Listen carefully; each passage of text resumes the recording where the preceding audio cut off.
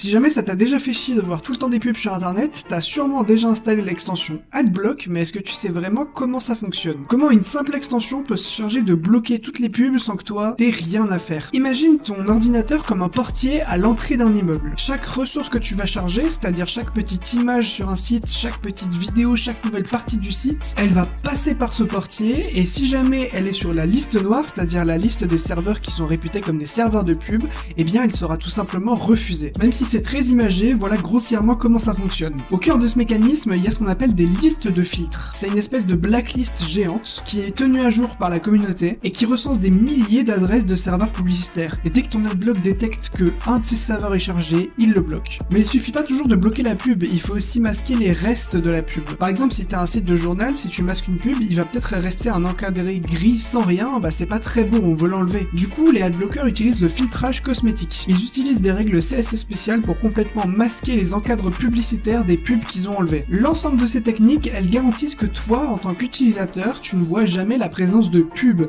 même pas les restes d'une pub masquée. Après, des fois, il y a quelques sites qui ont droit à des traitements spéciaux comme YouTube par exemple. Ça a été une grande bataille YouTube contre Adblock et ça l'est toujours actuellement. Parfois, et surtout dans le cas de YouTube, tu vas avoir des scripts entiers qui tournent sur la page juste dans le but de bloquer les pubs. Abonne-toi pour plus de vidéos sur l'informatique.